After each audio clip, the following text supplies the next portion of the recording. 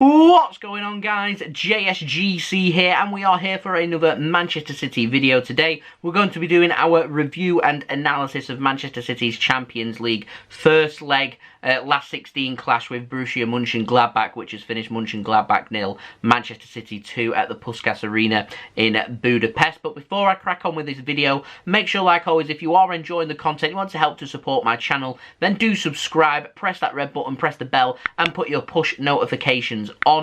Don't forget also social media links, they're in the description below and sliding across at the bottom of the screen. If you want to go and follow me on my Twitter and Instagram, email also in the description below too. If you want to hit me up for any sponsorships for any videos or any general business enquiries, leave a thumbs up if you do enjoy this video, and also let me know your thoughts of this victory in the comments below. It's definitely a case, in my opinion, of job done, could have been better, could have been worse for Manchester City. We've still got a bit of work to do in Manchester, but from what I've seen on the performance for today, I'm confident that City can make it to at least the quarter-finals of the Champions League. So I'm going to start off first with my match review. It was Manchester City that took the lead on the 29th minute. It was a beautiful ball in by Joao Cancelo to the left-hand side of the penalty area. It's about 30-35 yards out. Just dinks a beautiful cross into the back post. It's pinpoint accurate straight to Bernardo Silva's head. One of the smallest players on the pitch just drifts straight onto his head, beats the Monchengladbach defence,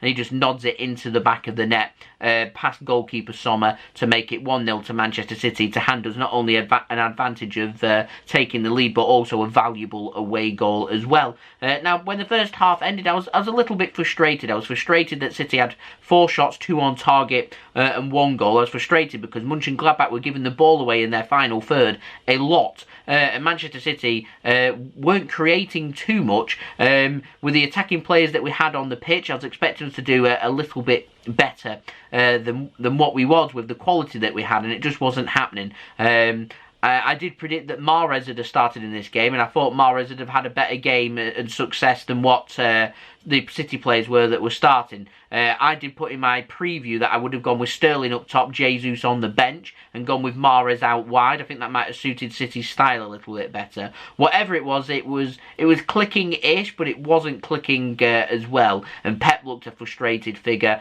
He was not happy with something in the attack. Not only did most of the attacking players come off at some point in this game that were substituted, but also he was giving instructions to the attackers, gave instructions to Jesus about the positioning and where he wanted the players. It just wasn't clicking. It wasn't working for Manchester City. And like I said, if it did work for City, this could easily have been a game where we ended up picking up 3, 4, maybe even 5 goals if it was at our clinical best. We wasn't. We've got some goals, so that's good. And we have won the game, and we're in a really good position. It's just, like I said, this tie could have been over, and it isn't, and it could have been a lot worse, like I said, but I'll get to that in just one moment. Now, went into the second half, 65th minute, Gabriel Jesus made it 2-0 to Manchester City. Now, just before that, he missed an absolute sitter going one-on-one with the keeper after Monchengladbach once again, final third, gave the ball away. Jesus, he was one-on-one with Sommer, and he must be one of the only attacking players I know that could be one-on-one with the goalkeeper to end up not even having a shot at the goalkeeper. It was blocked. Jesus taking too many touches.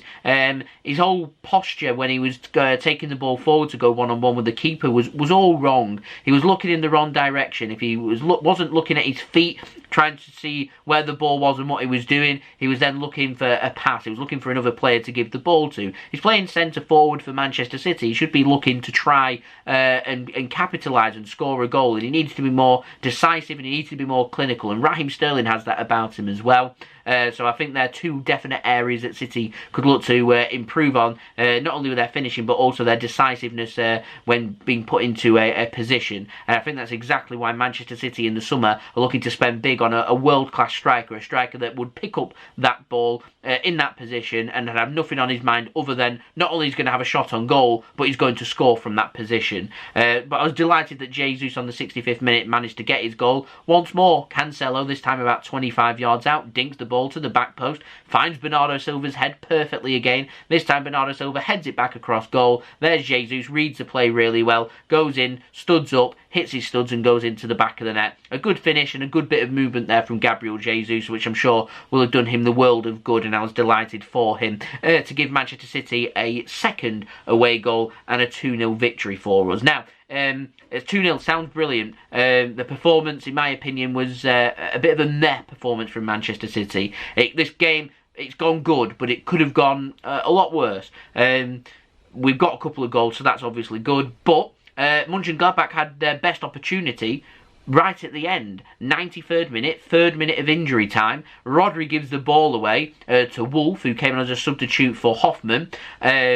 And he's one-on-one with the goalkeeper, Ederson. He's under pressure from Aymeric Laporte. Laporte couldn't make the challenge, so Wolf does get a shot away. It's straight at Ederson, but it's a wonderful opportunity. It's a poor giveaway from Rodri, and like I said, that could have given Monchengladbach an opening into this tie going into the match in Manchester. As it is, it's finished 2-0 to Manchester City. I think there's definitely room for improvement with our finishing, our movement, our attacking play. I think that's my overall analysis from the game, and I think City need to be showing a clinical touch more. Wouldn't surprise me at all for the game against West Ham if it's all changed for our attack. I was happy to see Sergio Aguero come on and get some minutes, considering we had the option of 5 substitutes to be made and Pep only made 3. Considering we've got lots of games and we're playing every 3 to 4 days, I found that a bit unusual. I don't know why Pep seems so allergic to making substitutes, but there we are. That's where we're at this moment in time. But yeah, I think there's going to be some changes made for that game against West Ham with that in mind. I think there's definitely some stuff for Manchester City to work on for our upcoming games. But it's another clean sheet. It's another win. We're extending our unbeaten and winning run once more. So we're looking really good in the Champions League to get to the quarter-final. So obviously I'm absolutely ecstatic about that. But we do still have some work to do in Manchester. Whilst we're in a really good position, the job isn't done yet. And the last thing we need to do is go into that match in Manchester and think the job's done and get stung by Monchengladbach. I wasn't too impressed with their build-up from the back. However, I do think they've got enough about them to maybe score a goal or 2 at the Etihad. So City need to make sure that that isn't happening. There isn't a chance that the game could be dragged into extra time, or we could go out and it's nice and professional and we get the job done at Eastlands in 3 weeks' time. So there we go. That has been my thoughts for my match review and match analysis of this game. What did you think of the game? Let me know in the comments below. Leave a thumbs up if you did enjoy this video. Subscribe as well if you're new around here. Press that red button, press the bell, and put your push notifications on. We're aiming for 16,000 subscribers. Now we're less than 400 subscribers away. So any help towards that would be much appreciated. Don't forget, social media links in the description below and sliding across at the bottom of the screen. If you want to go and follow me on my Twitter and Instagram, email also in the description below too. If you want to hit me up for any sponsorship for any videos or any general business enquiries, we've got plenty more Manchester City content for everybody to look forward to coming out very soon. So do look forward to that and stay tuned for that. So I've been JSGC. Thank you everyone for watching. I hope everyone is safe and well. Peace. Ciao for now. Job done.